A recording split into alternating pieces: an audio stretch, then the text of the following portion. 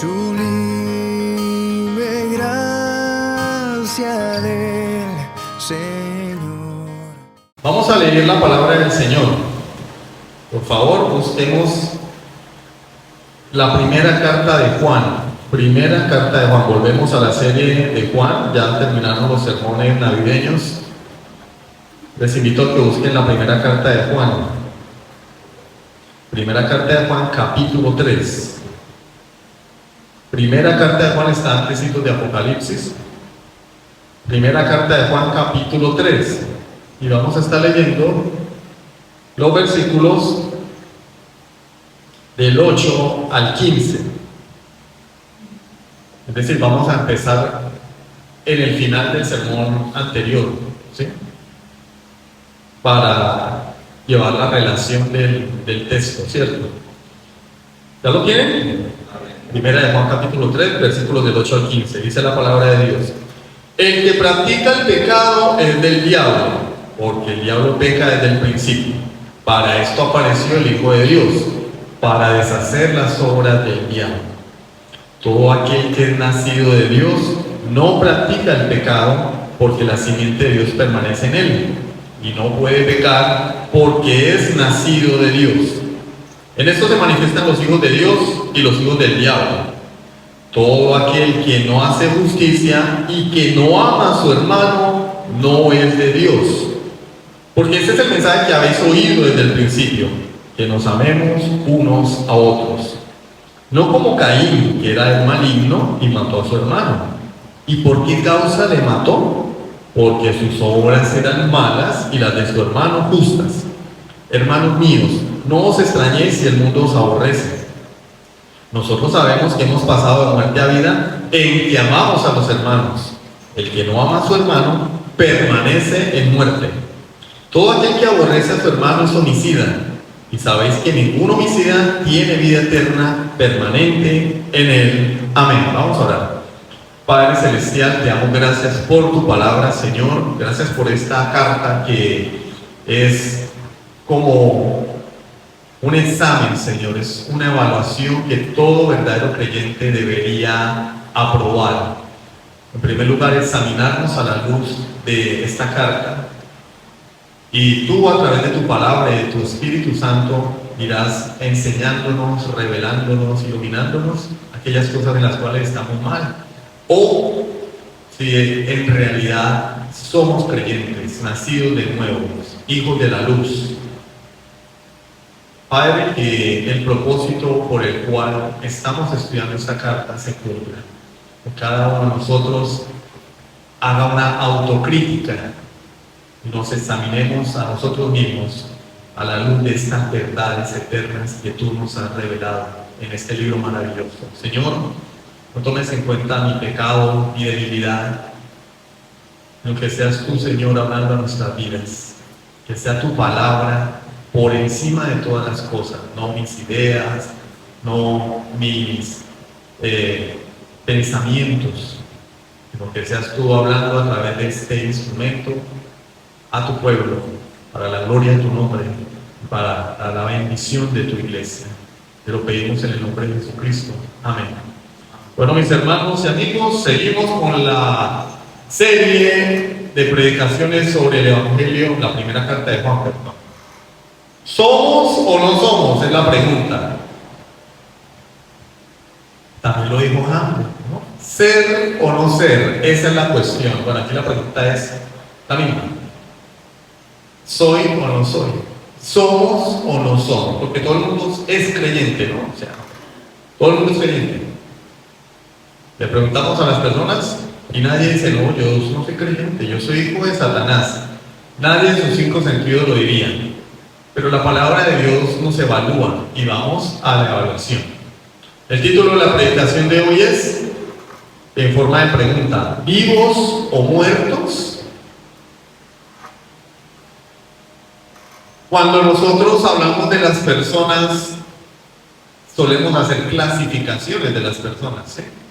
Tenemos innumerables formas de clasificar a la gente: ricos, pobres, de izquierda o de derecha, ¿sí? Capitalistas, comunistas, bonitos, feos, flacos, gordos, altos, bajitos, blancos, negritos, asiáticos, mestizos como yo. ¿Qué más? Por nacionalidad, colombiano, venezolano o venezolano al interior y gocho, ¿cierto? En Colombia son los cachacos y los costeños. Muchas formas de clasificar a la gente. Pero para Dios no existen esas clasificaciones. Para Dios solamente hay dos grupos de personas. Solamente dos grupos de personas. Los vivos y los muertos. No hay más. Dios es un Dios que no admite grises en su paleta de colores. No hay escala de grises para Dios. Estamos vivos o estamos muertos. Para Dios no existen los zombies, como en los videojuegos de Resident Evil. Vivos o muertos. Y lo mismo hace Juan en esta carta. Nos presenta nuestra existencia en términos de dos categorías. O soy hijo de Dios o hijo del diablo. O soy luz o soy tinieblas. O estoy en la verdad o estoy en la mentira. Estoy vivo o estoy muerto. O soy de Dios o soy del diablo. Para Dios no hay término medio. Y eso implica que para Dios no hay más alternativas. O estamos con Él o somos enemigos de Él. Ahora la pregunta es, ¿cómo yo sé a qué categoría pertenezco? ¿A la de los hombres? No, a la de Dios. A las dos categorías de Dios. ¿Cómo yo sé? Por ejemplo, esta semana todos sabemos, y fue noticia, murió el rey Pelé. ¿Sí? Le decía rey, no porque fuera rey, sino porque fue uno de los mejores futbolistas de la historia.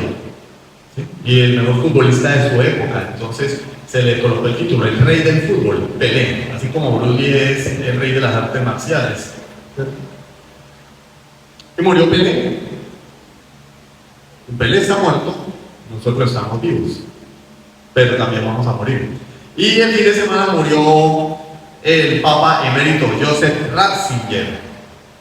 Me parece como a Mazinger, pero no es Mazinger, es Ratzinger, o más conocido como Benedicto XVI. Se murió, ya era muy anciano y venía muy enfermo. Él está muerto y nosotros estamos vivos, pero también vamos a morir. Y muchas personas dicen, que descanse en paz, Rey Pelé, que descanse en paz, Papa emérito Benedicto XVI. Estamos hablando de la muerte física, pero ¿será una realidad eso de descansar en paz para todo el mundo? Porque no hay muerto malo. No hay muerto malo. Yo creo que hasta a Pablo Escobar le dijeron que descanse en paz. Hasta Adolfo Hitler, que descanse en paz. Adolf Hitler. Pero independientemente de si estamos vivos físicamente o muertos físicamente, las categorías de Dios no cambian y están por encima de la vida y de la muerte. Para Dios solamente hay dos tipos de personas: los vivos espirituales y los muertos espirituales. Y aunque una persona esté muerta físicamente,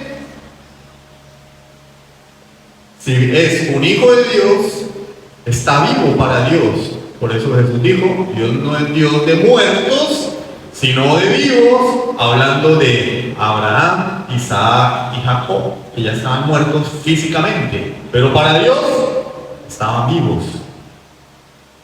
Porque lo que a Dios le interesa es nuestra condición espiritual, no nuestra condición terrenal. Vamos a desarrollar nuestra predicación en 3 punticos. Primer punto, los hijos de Dios y los hijos del diablo. En segundo punto, el mandamiento de Dios: amémonos unos a otros. Y en tercer punto, pasar de muerte a vida. Luego de lo cual veremos algunas conclusiones prácticas. Entonces, sin más preámbulos, vamos a iniciar con el primer punto: los hijos de Dios y los hijos del diablo. Versículo 10. Dice Juan, en esto se manifiestan los hijos de Dios y los hijos del diablo. Hay personas que dicen o que utilizan una frase de cajón que hasta nosotros mismos en algún momento de nuestras vidas la hemos usado. solo Dios sabe. No, solo Dios sabe, no. Esa es una gran mentira. Sobre todo cuando se le llama la atención a algún hermano. Usted no conoce mi corazón, solamente Dios lo sabe. No, eso es una mentira que va en contra de lo que enseña la Escritura, porque la Escritura sí enseña que Dios no solamente es el único que lo sabe, todo el mundo lo puede saber. En esto se manifiestan. O sea que ser hijo de Dios no es cosa del corazón. Sobre todo las personas que andan chuecas en el Evangelio utilizan esta frase: no juzguéis sino seréis juzgados, solamente Dios conoce el corazón. Entonces, por ejemplo, algunas personas se preguntan: ¿será que Pelé fue al cielo o fue al infierno? El hombre era como buena gente. Ya algún otro dice: solamente Dios sabe. No, solo Dios sabe, no. La vida cristiana es algo manifiesto y visible. ¿Y cuándo dice? Que yo puedo saber quién es hijo de Dios y quién es hijo del diablo, porque eso es una realidad manifiesta. Así que la próxima vez que usted le salga con ese chiste de solo Dios sabe, usted dígale: hermano, usted le falta leer la Escritura, porque no es solo Dios sabe. Es que Dios ve mi corazón. No. Lo que hay en el corazón se ve por fuera. En esto se manifiesta, y eso nos permite reconocer quién es hijo de Dios, lo que vemos por fuera. Entonces, claro, Dios conoce nuestros corazones, porque para Él no hay nada oculto. Dios sabe que yo soy hijo de Dios, sí, pero es que el mundo también necesita saber que soy hijo de Dios. Cantamos en el himno, al final, himno haz lo que quieras, 359.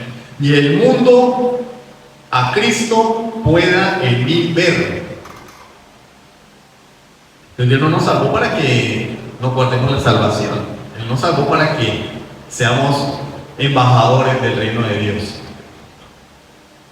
Entonces los que nos rodean no saben que yo soy hijo de Dios. Es decir, si Dios me ha regenerado, me ha dado una nueva vida, ¿cómo puede mi mamá, mi papá, mis hermanos, mis vecinos, mis amigos saber que yo soy hijo de Dios?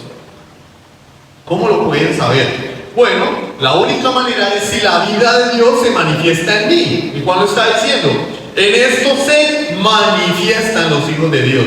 O sea, que nadie ser hijo de Dios es como un dicho que tenía mi papá: no es soplar y hacer botellas. No es puro tilín y nada de paletas. Yo soy hijo de Dios. Bueno, no, eso debe ser algo que se ve, algo manifiesto, algo evidente, ¿sí? Visible. Y Juan nos dice que la prueba de que somos hijos de Dios es la conducta, nuestra conducta. Ahí lo dice. ¿Y qué se manifiestan los hijos de Dios y los hijos del diablo? Todo aquel que no hace, se manifiesta en lo que hacemos.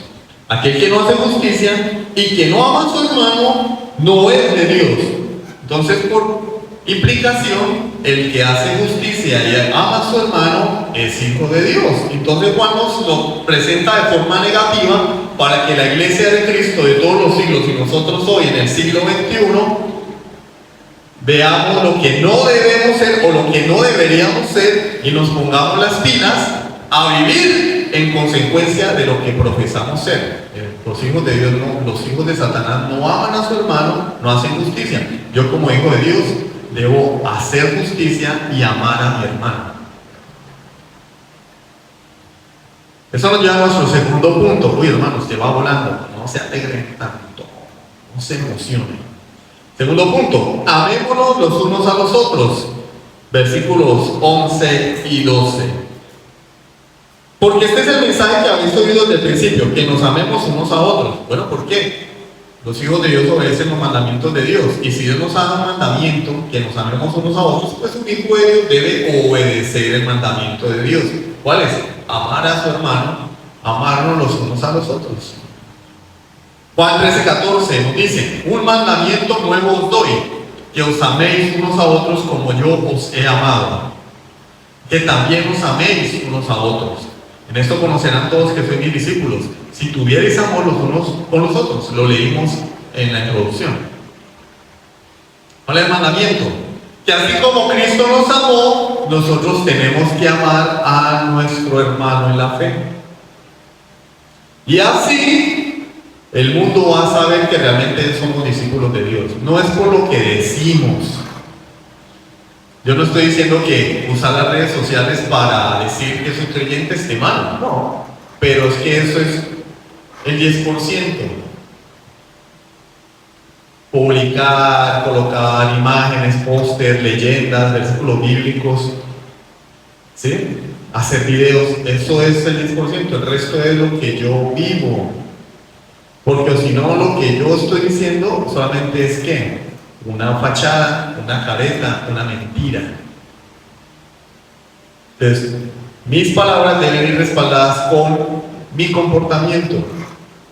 El comportamiento del creyente es obedecer los mandatos de Dios. Y el mandato de Dios es: ama a tu hermano. Amamos los unos a los otros. Aquí mismo en la carta de Juan, en el capítulo 2, ya lo estudiamos, versículos 7 al 10, 7, 9 y 10, dice: hermanos, no os escribo mandamiento nuevo, sino el mandamiento antiguo que habéis tenido desde el principio. Este mandamiento antiguo es la palabra que habéis oído desde el principio. Versículo 9. El que dice que está en la luz y aborrece a su hermano está todavía en tinieblas. El que ama a su hermano permanece en la luz y en él no hay tropiezo. ¿Sí? ¿Cuál es el mandamiento antiguo? Bueno, porque el mandamiento antiguo es el que Cristo nos dio. Él dice: yo no les vengo a decir nada nuevo, les voy a decir lo que Cristo ya nos enseñó. Ama a tu hermano.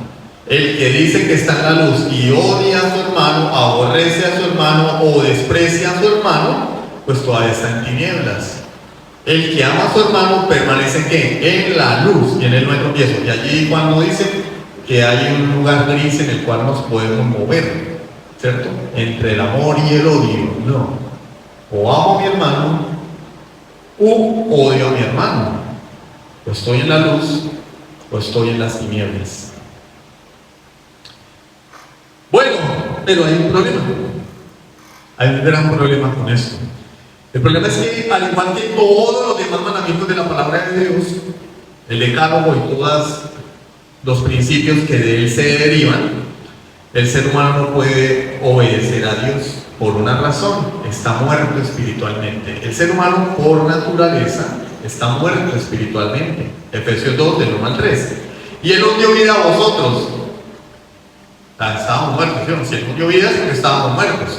Cuando estabais muertos en vuestros delitos y pecados, en los cuales anduvisteis en otro tiempo, siguiendo la corriente de este mundo, conforme al príncipe de la potestad del aire, el espíritu que ahora opera en los hijos de desobediencia, entre los cuales también todos nosotros vivimos en otro tiempo, en los deseos de nuestra carne, haciendo la voluntad de la carne y en los pensamientos, y éramos, ojo, por naturaleza hijos de ira, lo mismo que los demás.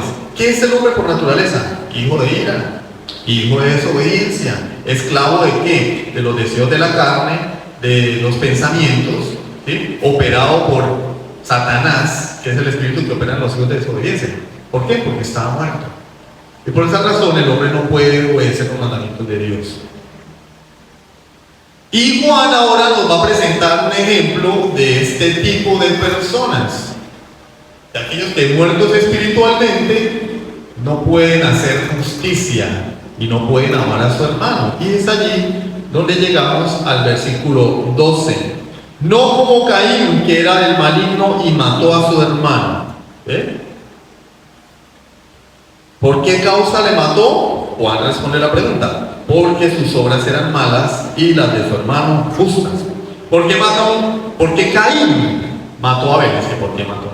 Porque Caín era un matón también. Porque Caín mató a Abel.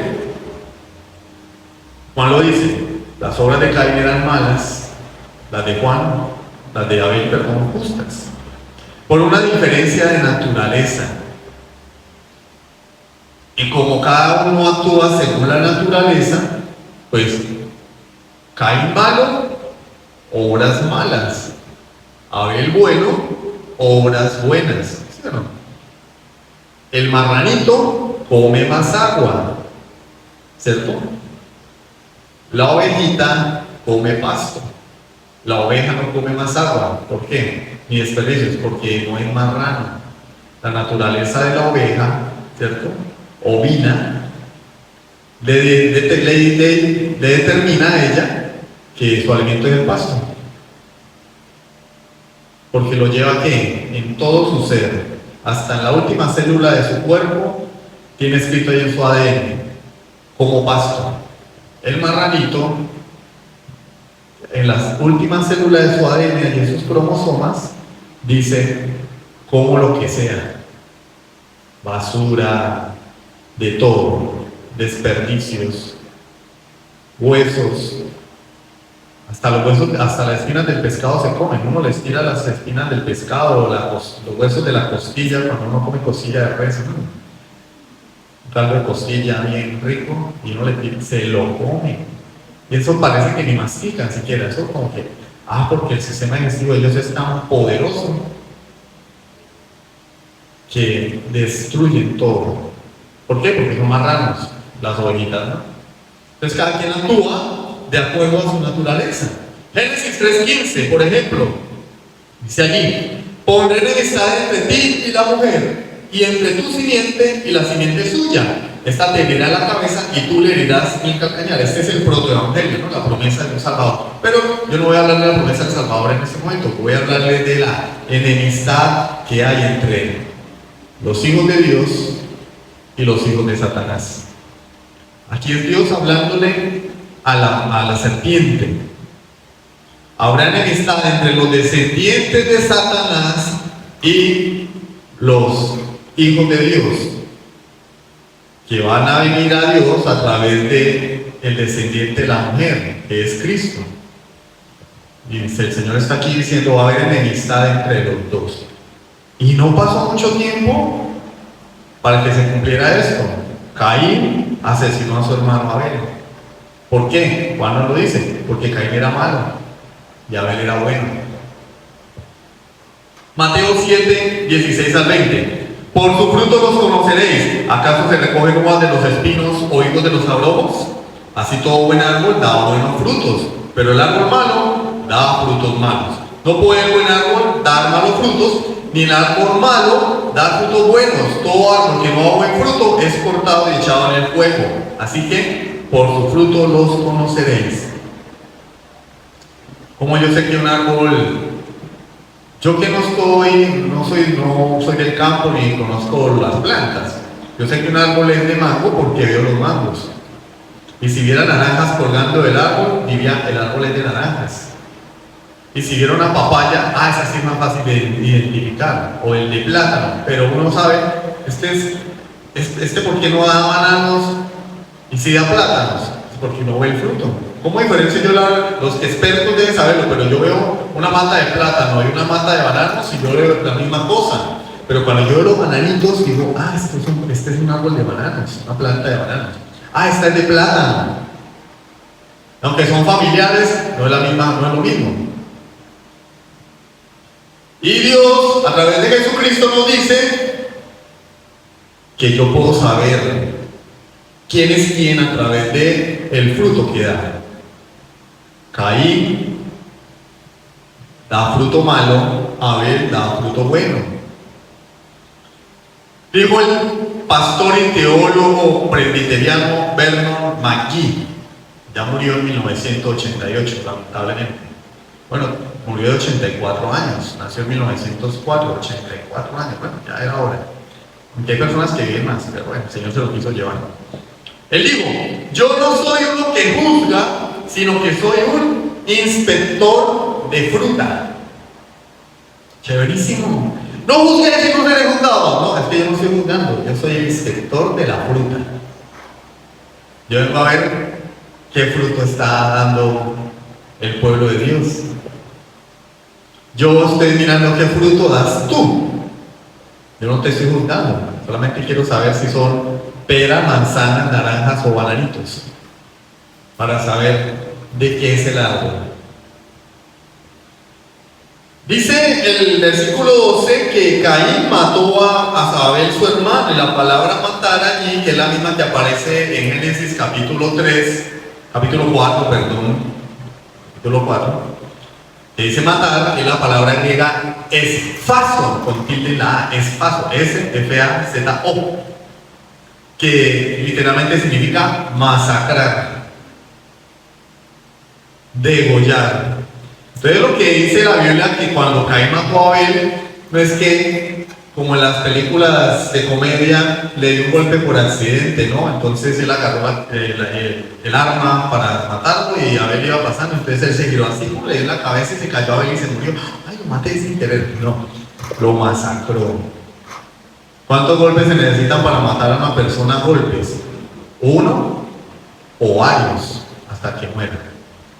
Caín masacró a su hermano. Y era su hermano. Y este es el ejemplo de aquellos que no quieren a Cristo, que no hacen justicia, que no aman a sus hermanos. Entonces este es el contraste entre los hijos de Dios y los hijos del diablo. Caín representa a los hijos del diablo. Judas 1:11. Judas lo coloca como ejemplo, ¿sí? O como el padre de aquellos falsos predicadores de la prosperidad, falsos profetas y falsos creyentes. Es decir, el 98% de los cristianos de hoy en día y de las iglesias que dicen ser cristianas y no son más que sinagogas de Satanás que predican es por lucro y que tal vez días como ayer estaban pidiéndole dinero a la gente, ¿sí? Con sus palabras proféticas y todas esas tonterías que se sacan de una imaginación perversa. Dice Judas en el versículo 11: ¡ay de ellos! Porque han seguido el camino de Caín y se lanzaron por lucro en el error de Balaam y perecieron en la contradicción de Coré. Y Judas coloca todo eso en paralelo: el camino de Caín, el error de Balaam por lucro y la contradicción de Coré.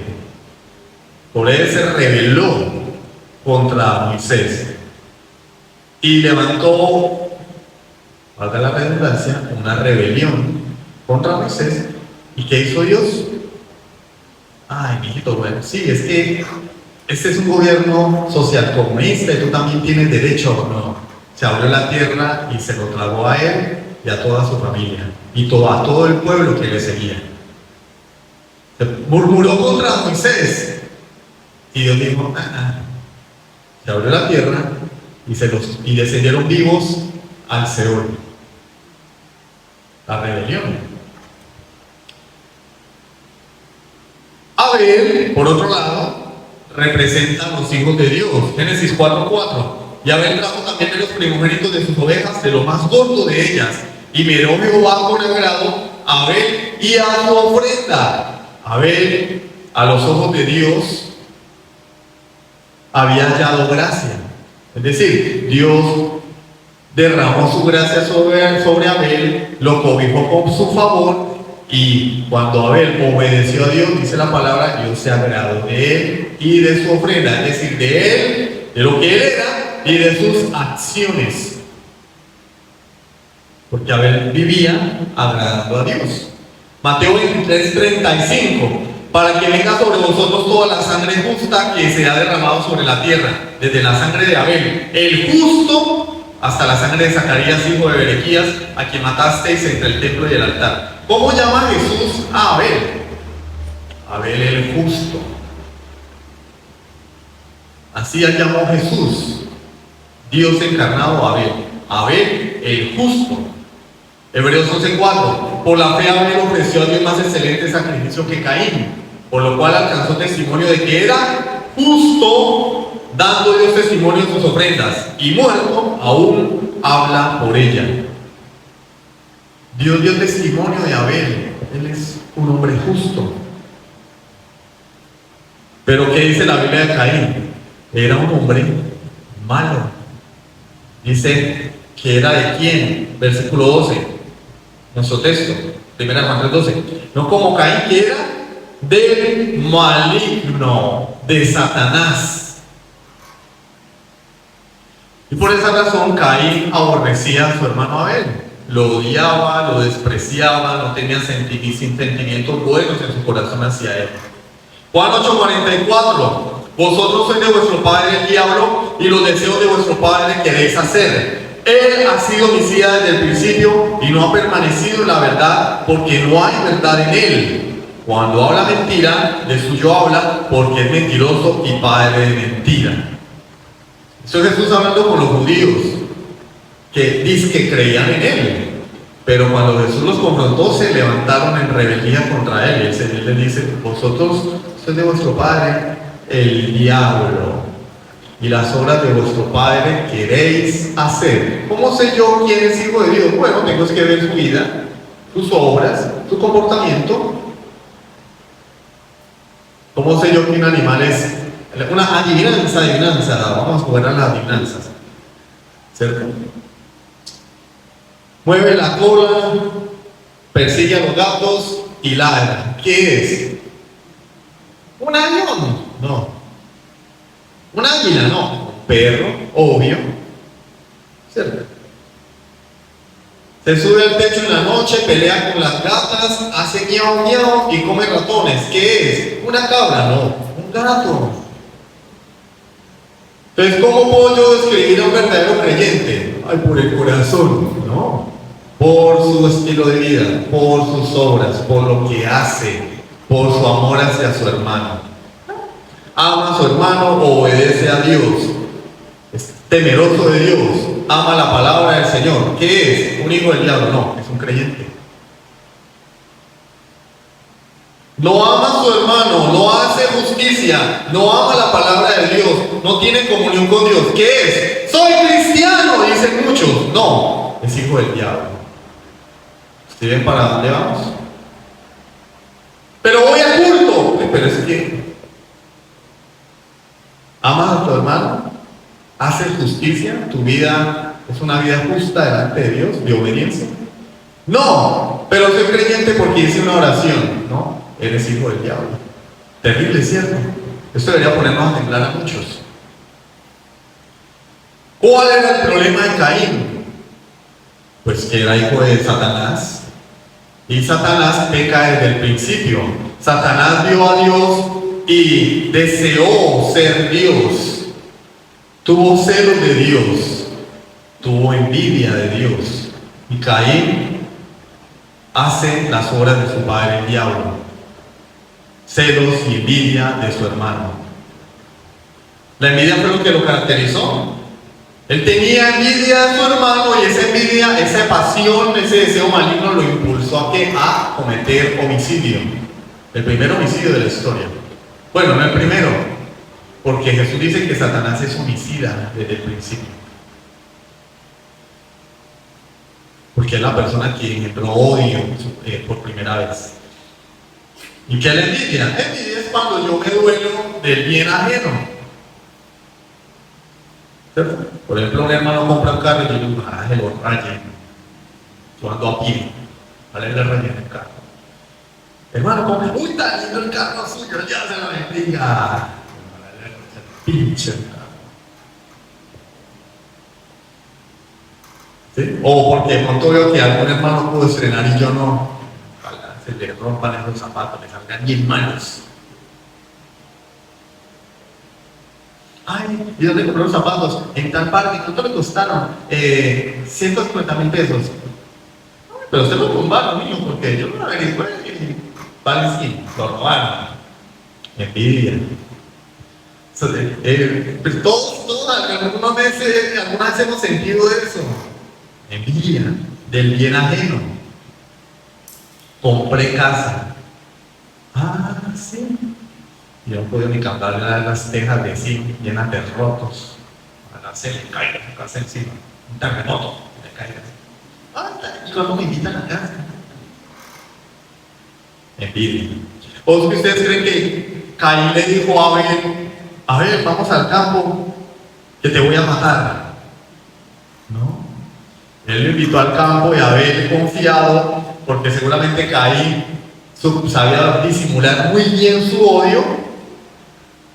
Bueno, es mi hermano. Y fueron al campo y allá Caín, pim, pim y pim. Lo mató. Nosotros muchas veces podemos mostrar una cara alegre, dar un abrazo, teniendo en nuestro corazón resentimiento y odio y amargura contra esa persona. ¿Sabes qué es lo peor? Que Dios dice que esos sentimientos no proceden de Él, proceden de Satanás. De Satanás. Y pueden llevar a cometer hasta homicidio. Alguien dijo que las fuerzas más destructivas del mundo son los celos y la envidia. Celos y envidia. Y la palabra dice que donde hay celos está Satanás, allí hay toda obra diabólica. Pues, cuidado, hermanos. Tercer punto, pasar de muerte a vida. Versículos 13 al 15. Entonces Caín mata a su hermano Abel porque Caín es malo y Abel era justo, era bueno. Caín, al ver que su hermano Abel había sido agradable a los ojos de Dios, dijo: ay, sí, las ovejitas, voy a matar. Porque Abel hacía lo bueno. ¿Ustedes no se han dado cuenta que uno solamente para caerle mal a la gente lo único que tiene que hacer es vivir la vida cristiana? Venga, pero esa persona, ¿por qué me trae entre ojos? Yo no le he hecho nada. Antes más bien le he hecho bien. Sí, pero el problema es que si yo verdaderamente soy creyente, lo más seguro es que muchas personas inconversas me van a aborrecer. El verdadero creyente no es al que invitan a las fiestas los inconversos. Si lo invitan una vez, no lo vuelven a invitar, porque les daña la fiesta. El verdadero creyente no es aquella persona con la que todo el mundo quiere salir, ni todo el mundo quiere visitar, porque todo el tiempo habla de Dios, y del perdón, y del arrepentimiento, y de la santidad. Todo el tiempo habla de la Biblia. ¿Por qué? Porque sus obras son malas. El verdadero creyente es aquel a quien el mundo envidia porque lleva una vida recta y agradable a los ojos de Dios. Tiene un matrimonio estable, tiene una familia, una bonita familia, y el mundo odia eso. Ojalá le ponga los cachas. Por eso cuando hay escándalos en las iglesias, muchas personas se alegran. Ah, miren, es que evangélicos. Ellos aman eso. ¿Por qué? Porque odian al verdadero creyente. Versículo 13. Hermanos míos, no os extrañéis si el mundo os aborrece. Entonces, de la misma forma que Caín odió a su hermano Abel, porque el uno es de la descendencia de Satanás y el otro era de la descendencia de Dios, a los verdaderos hijos de Dios el mundo los aborrece, los desprecia, los odia. No es de extrañarnos. Claro que nosotros venimos a este mundo instintivamente con los brazos abiertos para recibir amor y afecto. Nadie viene al mundo diciendo: óyeme. ¿No? Todos esperamos siempre que la gente nos ame, nos quiera, nos atienda, nos reciban bien. Pero Juan dice: no, ese no es el patrón para con los hijos de Dios. El patrón para con los hijos de Dios es que el mundo los aborrezca. Dice: no os extrañéis. Bueno, pero ¿por qué ya no me quiere la gente en el colegio, en la universidad, en el trabajo? ¿Por qué me hacen mala cara? ¿Por qué ya no me invitan? Y Juan dice: no os extrañéis, hermanos míos. O sea, somos del mismo grupo, somos hermanos. Yo también he sido rechazado, denigrado, lastimado, aborrecido. Vosotros, mis hermanos, no os extrañéis de eso. Juan 15, 18 al 20, nos dice el Señor: si el mundo os aborrece, sabed que a mí me ha aborrecido antes que a vosotros. Si fuera el mundo amaría lo suyo. Pero porque no soy del mundo, antes yo os elegí del mundo, por eso el mundo os aborrece. Acordaos de la palabra que yo os he dicho: el siervo no es mayor que su Señor. Si a mí me han perseguido, también a vosotros os perseguirán. Si han guardado mi palabra, también guardarán la vuestra. El creyente no es el alma de la fiesta. Si tú eres el alma de la fiesta es porque no eres creyente. Sencillo. Si tus amigos son inconversos, son de esos que dicen que son creyentes, pero parecen más hijos del anticristo, es porque tú no eres creyente. Porque cuando el creyente comienza, o el nuevo nacido, el nacido de nuevo, comienza a manifestar la luz de Dios, la vida de Dios, ¿qué hacen los hijos de Satanás? Como Heráclito cuando le abren la ventana, rechazan la luz. Dice Juan capítulo 3, y la luz vino al mundo, y los hombres amaron más las tinieblas que la luz. ¿Por qué? Porque sus obras eran malas. Entonces, ese dicho de que el que con lobos anda, a aullar aprende, no, el que con lobos anda es porque el lobo ya sabe aullar. Las ovejitas andan con ovejitas, y los lobos con los lobos. Imagínense una manada de lobos con una oveja ahí metida. Bueno, vamos a matar a las ovejas. No, se lo comen primero. O un rebaño de ovejas y el lobito allí, no. Se come a las ovejas. Las ovejas andan con ovejas y los lobos andan con lobos. Por eso tenemos que tener mucho cuidado con nuestras relaciones, porque si yo me siento más cómodo con inconversos o con apóstatas, es porque muy seguramente yo no soy hijo de Dios. Si me incomoda estar con mis hermanos, conversar con mis hermanos, es porque seguramente no soy hijo de Dios, sino soy hijo de Satanás. Terrible, ¿cierto? Pero es una verdad necesaria que debemos entender. Versículo 14. Nosotros sabemos, ¿sí ven que se puede saber? Se puede saber. No es que solo Dios ve el corazón. No juzguéis y no seréis juzgados. Tú me estás juzgando, Dios sí ve mi corazón. No. Yo soy un inspector de la fruta. Y yo puedo saber quién eres tú mirando el fruto. Así que no me vengan con cuentos, ¿cierto? Nosotros sabemos que hemos pasado de muerte a vida en que amamos a los hermanos. El que no ama a su hermano permanece en muerte. ¿Cómo sabemos si pertenecemos a Dios o pertenecemos a Satanás? Bueno, lo sabemos si hemos pasado de muerte a vida. ¿Estoy vivo o estoy muerto? Y hablan de un estado, ¿no? Hablan de un estado. ¿En qué estado estoy?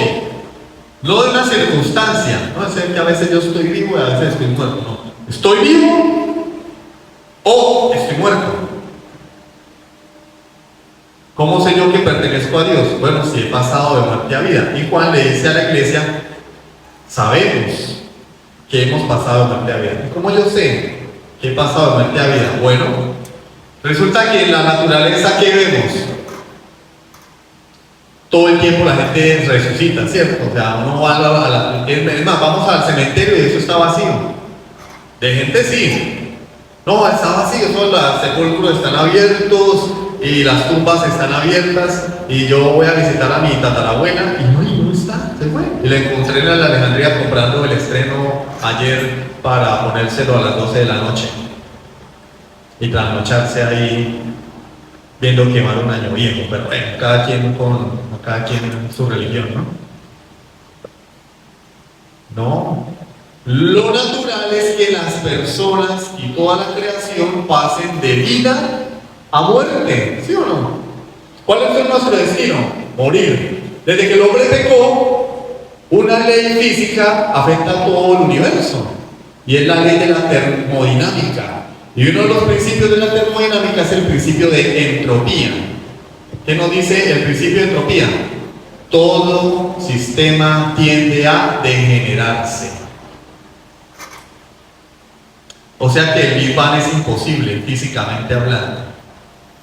Es imposible, porque del caos no surge el orden. Todo lo contrario, del orden se deriva el caos. Es decir, yo pongo un plátano encima de la nevera y vengo un mes después y no voy a encontrar una mata de plátano, ni el plátano, ni el jugo de banano. Voy a encontrar ese plátano podrido y lleno de gusanos. Porque esa es la ley del universo desde que el hombre pecó.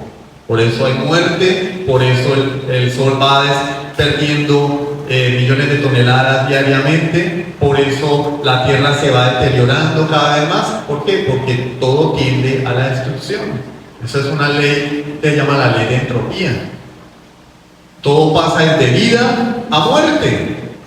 Pero Dios nos está diciendo aquí que con el creyente hay algo diferente.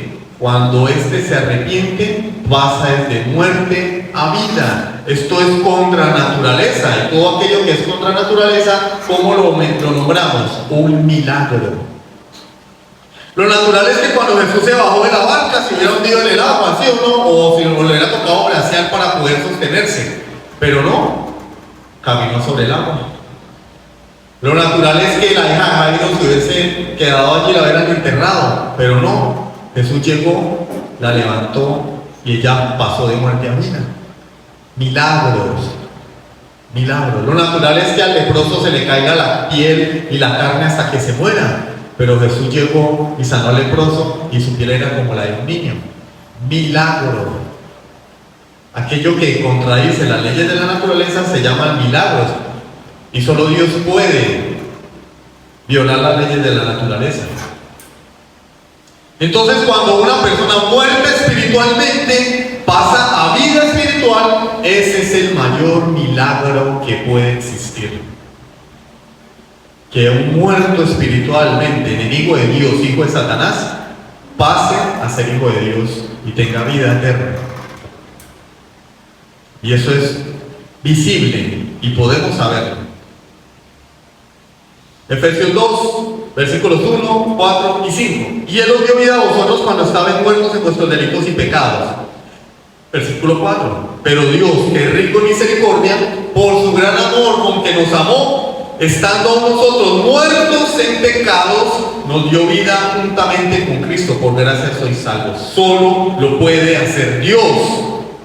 No es decisión del hombre. No, cuando yo tomé mi decisión, porque es que yo soy arminiano. No.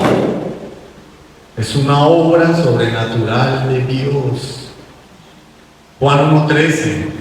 Los cuales no son engendrados de carne, ni de voluntad de sangre, ni de voluntad de varón, sino de Dios. El nuevo nacimiento que Dios obra a través del Espíritu Santo, cuando éste llama irresistiblemente a una persona y lo trae a Cristo. Ninguno puede venir a mí si el Padre que me envió no le trajere. Y cuando dice que hemos pasado de muerte a vida, es voz pasiva, es decir, nosotros recibimos la acción. A nosotros alguien nos pasó de muerte a vida. No está diciendo que yo soy el que me paso a la vida, no. Alguien me pasó de muerte a vida. Entonces, ¿se puede saber si he pasado de muerte a vida? Pues claro, ahí lo dice. ¿Cómo sabemos que hemos pasado de muerte a vida? En que amamos a los hermanos. Yo puedo saber quién es creyente y quién no, viendo su amor para con su hermano. ¿Cómo la ven? Hay un dicho secular que dice: obras son amores y no buenas intenciones. Es decir, y un pastor mío decía: de buenas intenciones está lleno el infierno. No es que yo quería, es que yo,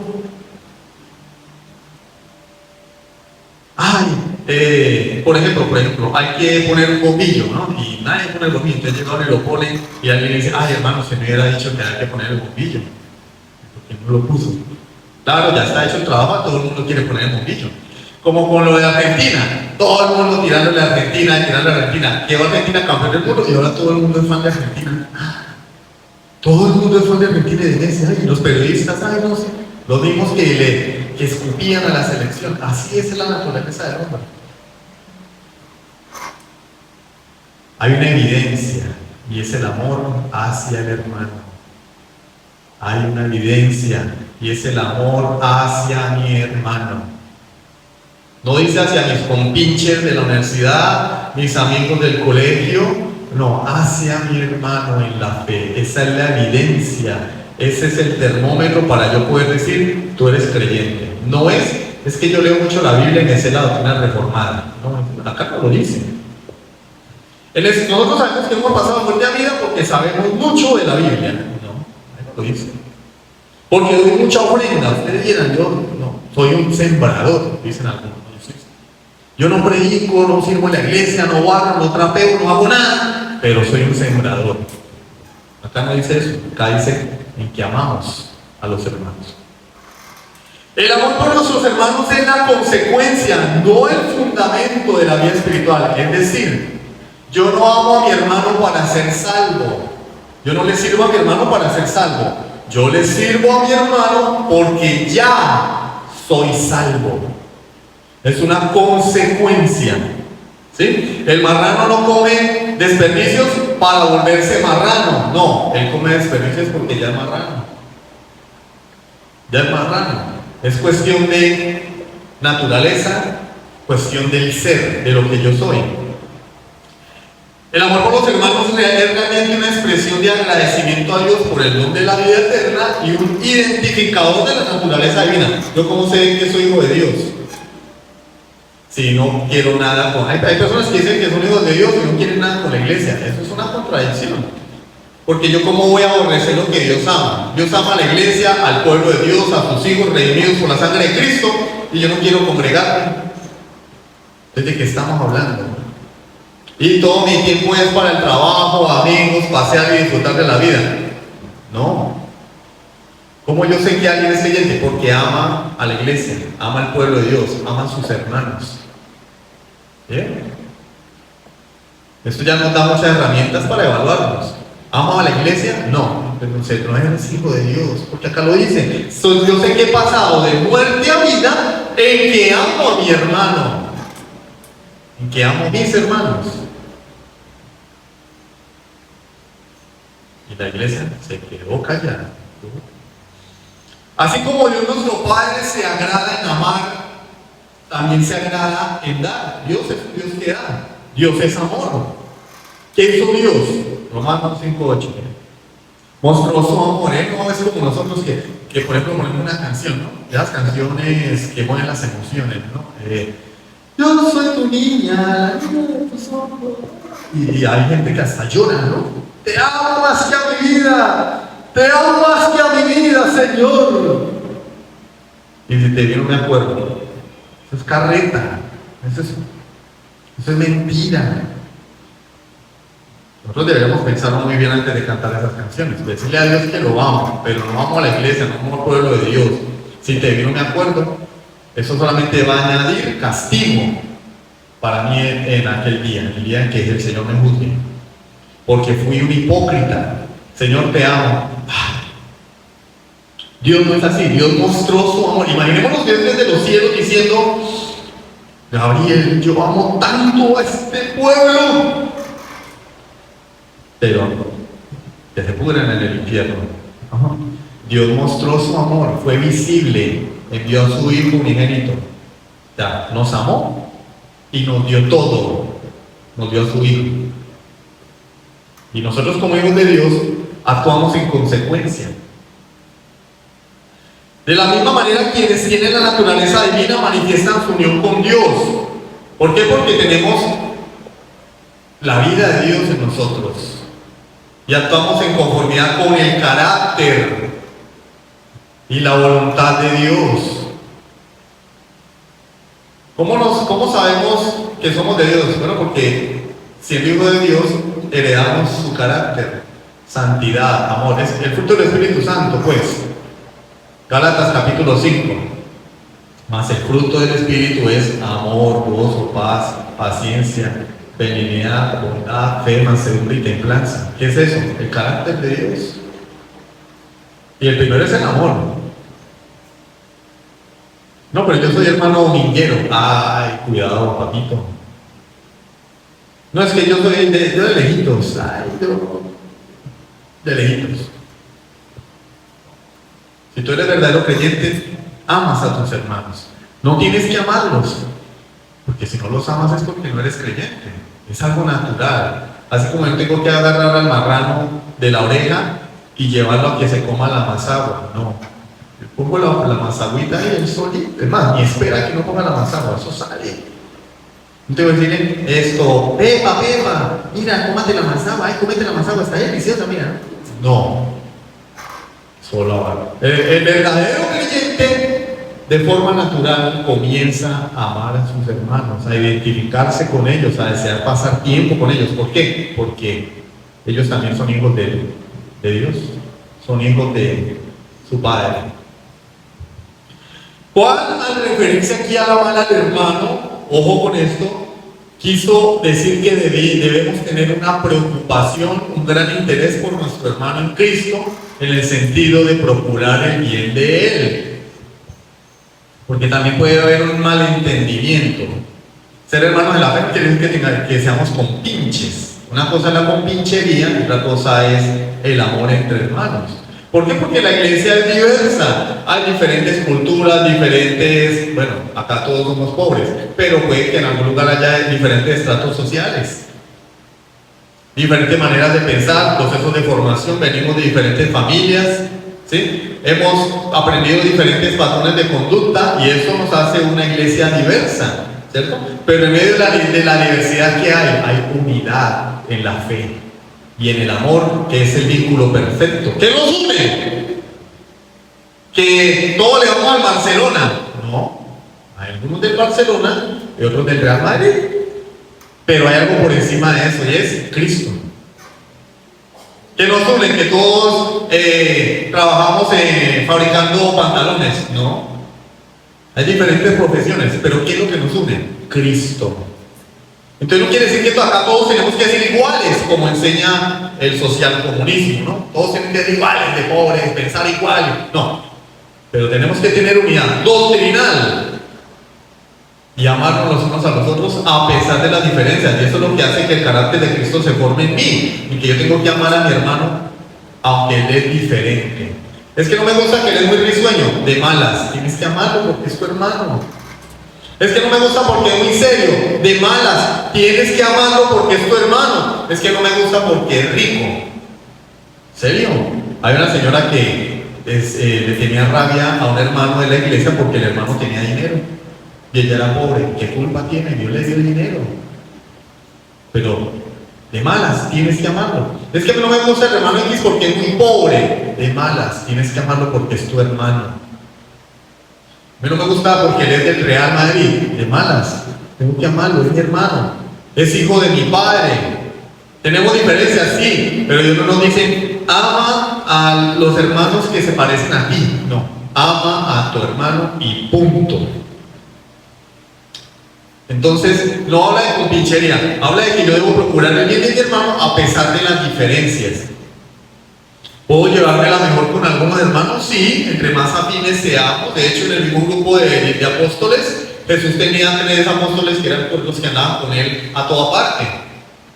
Pedro y los hijos del trueno, Santiago igual, Boanerges, y con ellos iban.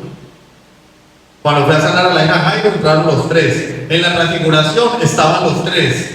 Y los demás, ¡ay, es que él discrimina! No, pues es que no podemos ser iguales, Dios nos hizo diferentes. Pero aunque yo no sea compinche del hermano Juanito, cuando él me necesita, yo estoy allí. Y yo oro por él, y pienso en él. Y cuando puedo ayudarle, le ayudo. Y cuando él no viene al culto, no murmuro, lo llamo y le pregunto, hermano, ¿por qué no asistió al culto? Cuénteme, ¿tiene algún problema? Voy y lo visito. No voy y le pongo a la queja al hermano, hermano, tiene que fulano llevar tanto tiempo y venir al culto. Como si yo fuera el papá de la iglesia, no. Ve tú y habla con él, porque es tu hermano también. Yo no soy acá el gran hermano, como el programa de televisión, no. Cualquier hermano puede velar por la vida espiritual de su otro hermano. De eso está hablando Juan. No de ser compinches, un club social. En los clubes sí funciona así. Hay las barras bravas, los que son del Boca Juniors, y todos son del Boca, ¿no? Y si hay alguien de River, lo golpean y lo vuelven nada. No, en la iglesia hay diversidad, pero nos une Cristo, nos une el amor.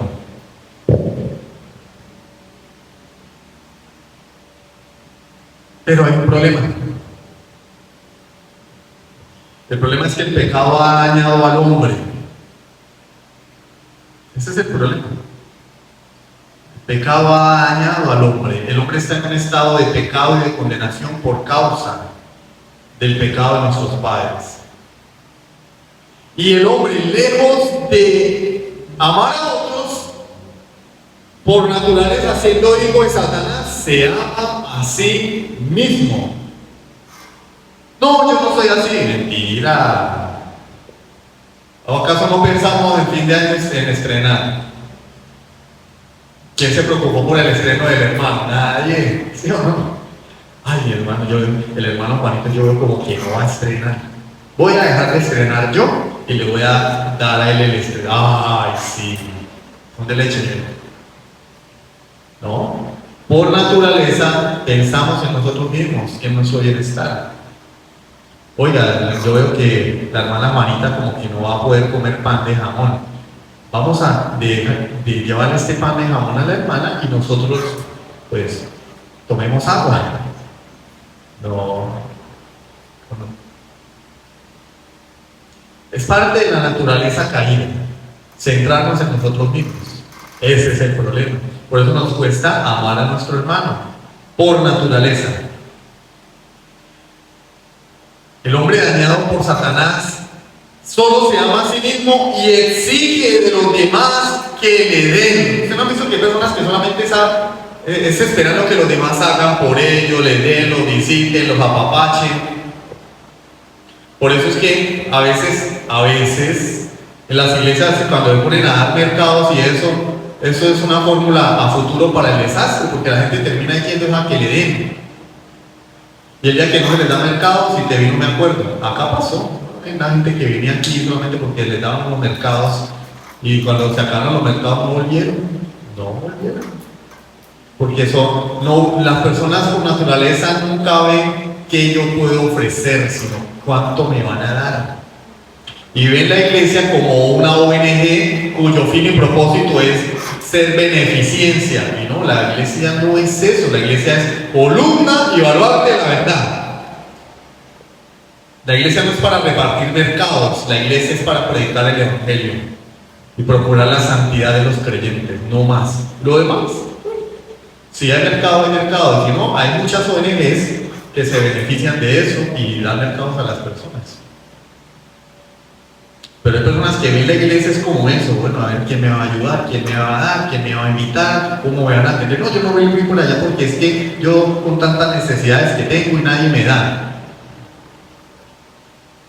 Porque no vio su primera necesidad, que era Cristo.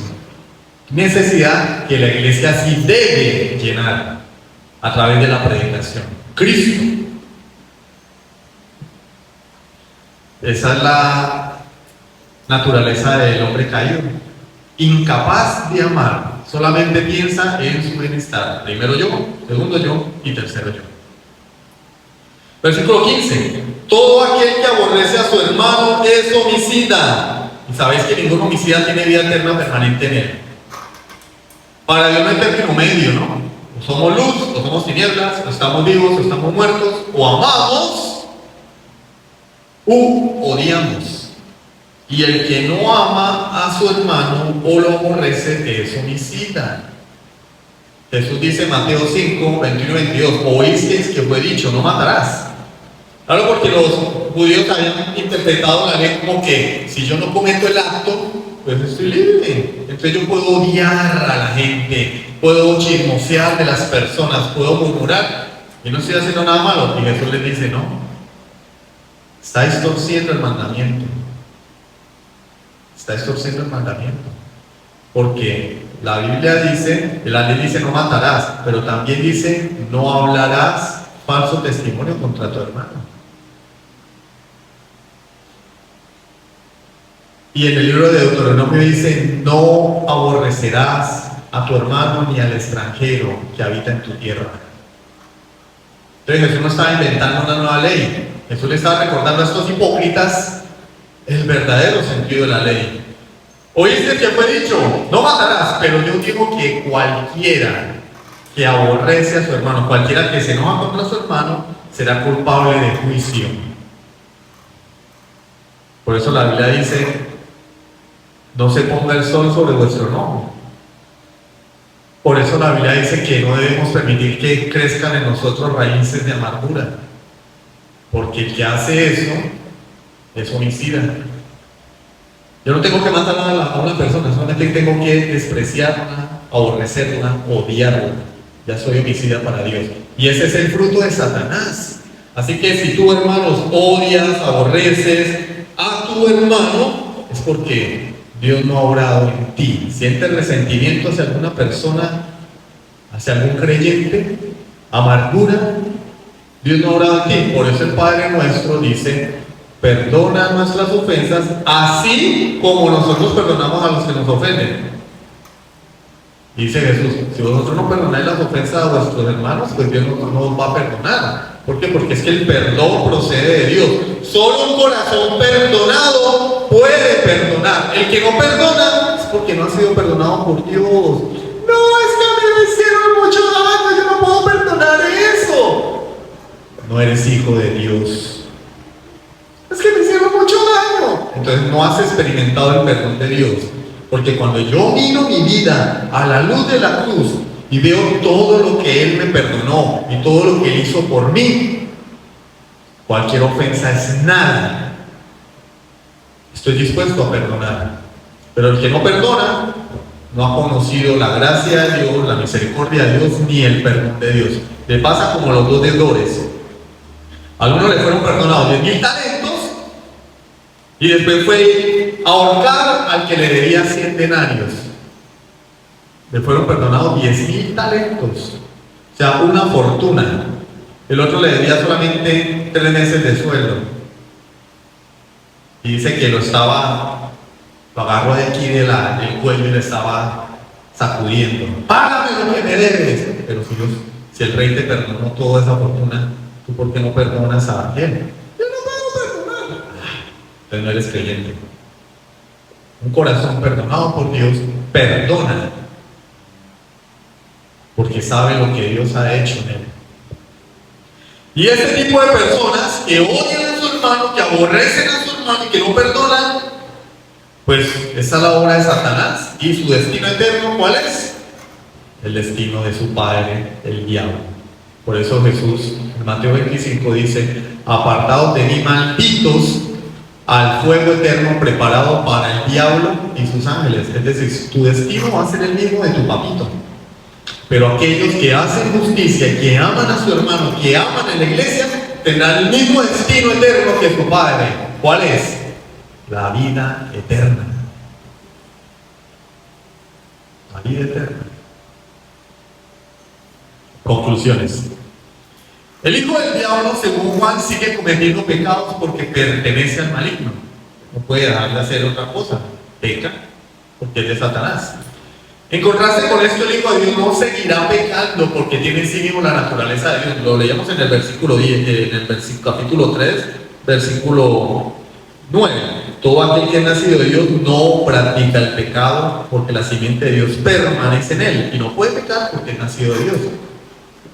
No puede practicar el pecado. Y aborrecer al hermano es pecado. El creyente desea hacer lo que es justo y demostrar así su amor por Dios y por el hombre. Entonces la nueva vida no es solamente algo que yo hago, se deriva de lo que yo soy. Yo primero soy y después hago. ¿Sí? El marrano primero nace marranito y después come más agua. No es que se convirtió en marrano porque comía desperdicios. No, come desperdicios porque nació puerco. Si yo he nacido de nuevo, hago obras que glorifican el carácter de Dios.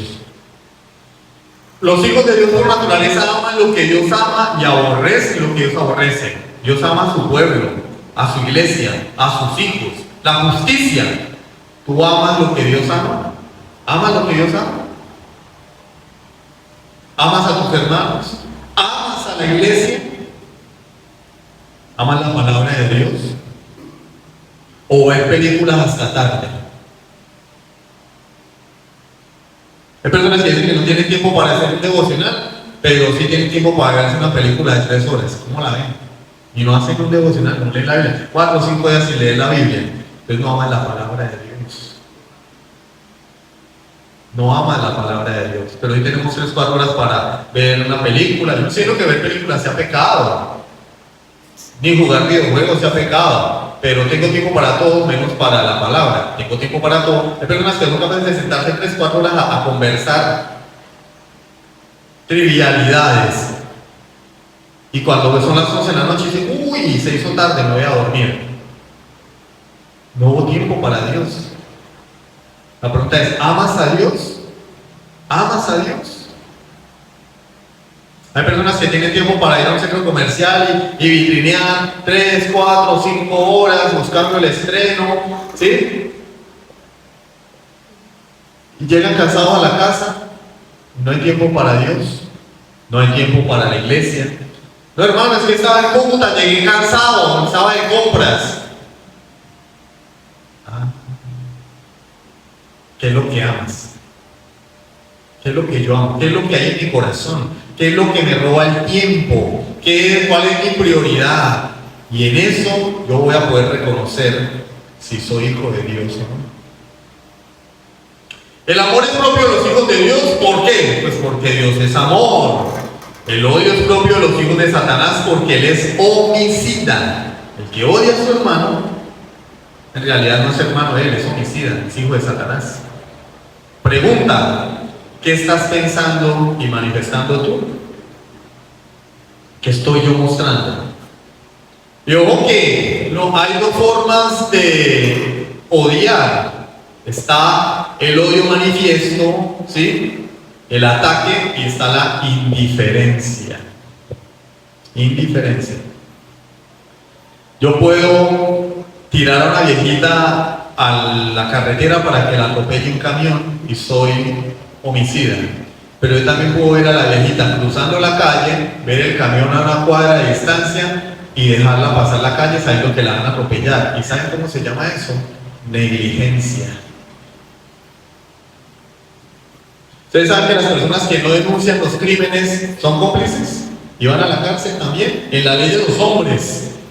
La indiferencia del creyente también es pecado. Indiferente a la necesidad de mi hermano, no, hermano. Yo, lo mío, primero lo mío. Indiferente a si el hermano está orando, si está leyendo la Biblia, indiferente a si viene al culto, indiferente si tiene alguna necesidad, si está enfermo. ¿Por qué venimos al culto de oración? Porque no tenemos nada mejor que hacer. No, venimos al culto de oración porque la iglesia necesita oración. Necesitamos crecer espiritualmente, no porque estemos desocupados y desparchados. Entendemos que la iglesia necesita cumplir el mandamiento de Dios: orad los unos por los otros, llevad los unos las cargas de los otros. Y por eso oramos por nuestros hermanos. Pregunta: ¿eres del maligno como Caín o eres de Dios como Abel? Vamos a orar.